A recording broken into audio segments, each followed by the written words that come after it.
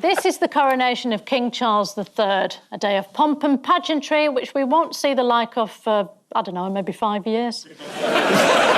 Welcome to WatchMojo UK, and today we're looking at our favourite Have I Got News For You moments from the last few years. He can't take his security detail into the stands, so if I don't accept a gift of hospitality, I can't go to a game. Don't go then, you dick. Before we begin, we publish new content every day, so be sure to subscribe to our channel and ring the bell to get notified about our latest videos. Number 10. Liz Truss's book. What was the Queen's one piece of advice to Liz Truss? Was it pace yourself? Oh, this is absolutely right. You're on fire. In 2024, our shortest-serving PM in history was doing the rounds to promote her political memoir, 10 Years to Save the West, a book in which she blames everybody but herself for killing the Queen, crashing the economy, and then losing her dignity to a head of lettuce. I think you've read her book, haven't you? How dare you? Am I right? You might be. Ian Hislop is, of course, Truss's #1 fan and had already read the memoir cover to cover, including her stories of meeting the Queen mere days before her death, the publication of which is actually against the rules of the Cabinet Office. She ordered a load of furniture, but she didn't last long enough as PM for it to be delivered. She also blames the Tory party for her demise, saying that they didn't support her enough, which, yes, obviously, considering the Parliamentary Conservative Party wanted Sunak instead of her to begin with. Liz Truss has made a lot of enemies, including her own handbag. Have a look at this. Number 9. Trump's jokes. What's a pannikin? Well, yesterday I googled what is a tariff, so I don't think I've... Martin Clunes introduced the panel to this hilarious bit of wordplay from President Trump, which is easily one of the best jokes we've ever seen. It's one of Trump's jokes. Is it a panicking Republican? There you go. In his own words, it's a new party based on weak and stupid people. Which he isn't leading, to be clear. The panellists were just as impressed, and presumably fearing for their jobs as political commentators, when Trump's capable of one-liners of this calibre elsewhere, and he had more witty quips about magnolia trees, one of which he had removed from the White House gardens despite its historic significance, being planted by Andrew Jackson in the 19th century. And it was replaced with a new sapling, which Trump has called the magnolia tree. You see? We're sure you're absolutely keeling over with laughter and probably demanding that Paul Merton gets sacked and replaced with Trump ASAP. Do you want to hear another Trump joke? Yeah, well, I don't think I've heard one yet, but go on. Number 8. Sausages. I call again for an immediate ceasefire in Gaza. The return of the sausages. The hostages. This Keir Starmer blunder remains one of the most iconic moments from his premiership so far, which we can't imagine he's particularly thrilled about. Only 2 months after winning the election, he was making a speech about the war in Gaza, saying that peace wasn't going to be achieved in the Middle East until Hamas released the sausages. I think what's happened here is his mate, Labour peer Wahid Ali, has gone, if you say sausages in your next speech, I'll give you 16 grand.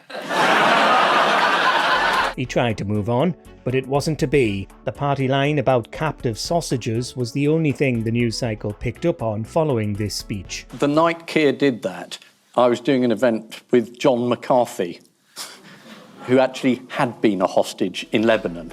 Ian also had this journalistic anecdote to deliver about just how quickly Starmer's sausage blunder turned him into a laughingstock. John McCarthy stood up and said, as a former sausage.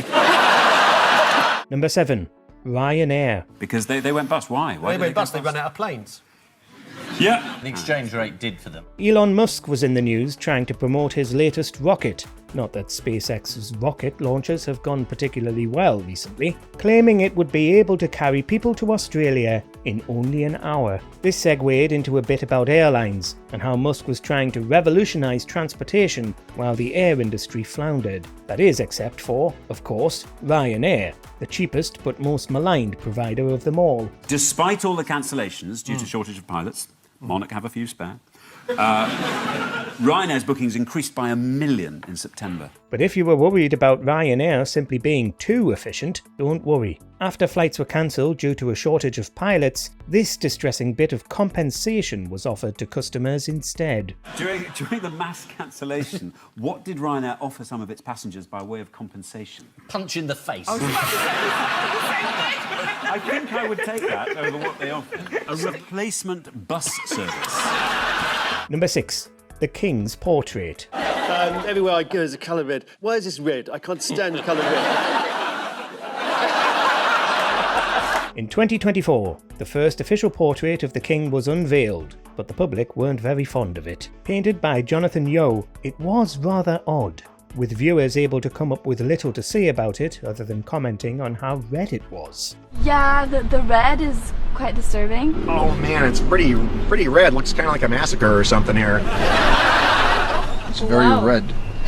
That is quite red indeed. Bizarrely, some conspiracy theories have sprung up online that this painting suggests blood and violence, although this is probably only true if you're a Parker pen, the King's well-known nemesis. Apparently, the King and Queen rather liked the picture, with the King himself suggesting that it should have a butterfly incorporated into it. And the stinky ink pen. Yeah. Here it is.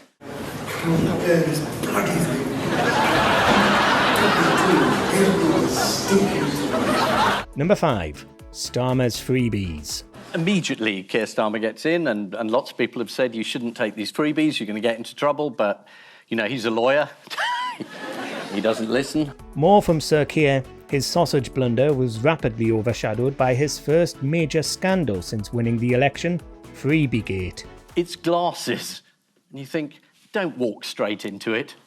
He should have gone to Specsavers, is what you're saying. It turned out that he'd been accepting lavish gifts and not declaring them to Parliament, including at one point being gifted Taylor Swift tickets to the value of tens of thousands of pounds. Starmer was also gifted lots of designer clothes and glasses from Wahid Ali, along with his wife Victoria and then Deputy Leader Angela Rayner. That is actually a Stone Island polo shirt. That is how confident he is he's going to get Oasis tickets. Other senior Labour ministers were also implicated. None of this was really against any rules, but it did stink of hypocrisy, given that Starmer had raked the Tories over the coals for similar scandals while in opposition. You said it was for his son to take GCSEs. That's correct. He defended his family staying at Lord Ali's flat so that his son could revise in peace for his GCSEs, adding, "It's your one chance in life." Number 4. Shy fascists. There's the face of a man who's won without cheating. Yeah. And he couldn't believe it. Roy Wood Jr., who hosts the recently spawned American version of Have I Got News For You, which, by all accounts, isn't terrible, was hosting this week when Trump had just stormed to victory and retaken the White House. That is the historic U.S. election, which has put the first woman in the White House. Hang on. Let me redo that. The historic U.S. election, which has put the first convicted felon in the White House. They were trying to decipher the press reaction to Trump's success, which many polls hadn't correctly predicted, and a lot of pundits put it down to the alleged phenomenon of shy fascists. And who they asked as well, it's like who they... People keep saying shy fascists, and I don't know... Shy fascists? Yeah. Tiptoeing into Czechoslovakia. Roisin Connaughty had her own remarks about the bizarre concept of a shy fascist. As Trump's second term in office rumbles on, it's becoming clear that whatever they are, they certainly aren't shy. Look at me, I'm a shy fascist. Number 3. Tariffs. Specials.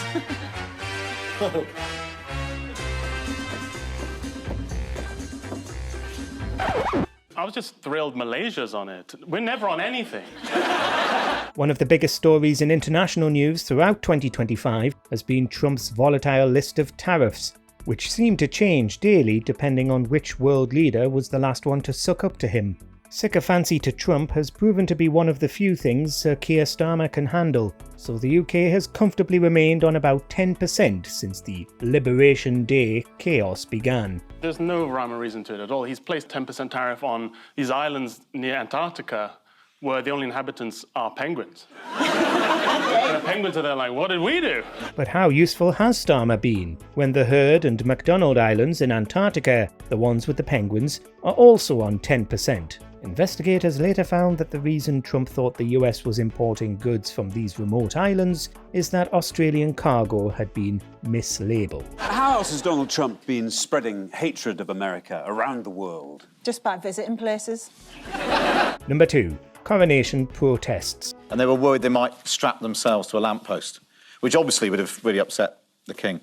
As he went past in his gold coach. So as to not to spoil the big day for His Majesty, the House of Commons hastily passed a law that allowed the police to temporarily detain people they thought would be a bother and release them once the event was over. They also arrested people exercising their right to freedom of expression by holding anti-monarchy placards too near to where the king was travelling. Well, according to The Guardian, one protester said he was arrested for possession of string. But perhaps this all meant that the coronation went too smoothly, since Charles and Camilla arrived 6 minutes early and were stuck waiting outside. And after all that, he was upstaged by Penny Mordaunt, of all people. She had this costume made specially, which is based on the Privy Council. No, this is based on the uniform of the Greek airlines. Yeah. Or the Poundland logo. From Poundland.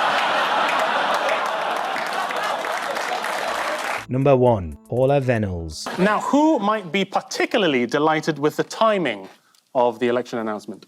Paula Vennells from the Post Office. One of 2024's biggest stories was, of course, the Post Office scandal, after an ITV drama in January lifted the lid. Private Eye had been reporting on this for years, and it was finally in the major news cycle. That's right, former Post Office head honcho and national sweetheart Paula Vennells. But who was to blame for the miscarriage of justice? Well, it certainly wasn't down to just one person, but Paula Vennells was cited more than anyone else. She said things like, I didn't know that they were prosecuting these people when I took over. And you think, that just isn't true. It's all lies. She's since faced inquiries and had her CBE stripped, which was why Phil Wang speculated that she was probably thrilled at Rishi Sunak calling an election and taking all the front pages. But don't worry, Paula, we haven't forgotten you, and Private Eye certainly hasn't either. What did Vennells admit was a personal failure? Oh, she said she was too trusting. I was too trusting, she told the I mean, that's the Prince Andrew defence. Let us know in the comments what you want them to poke fun at in the next series of Have I Got News For You?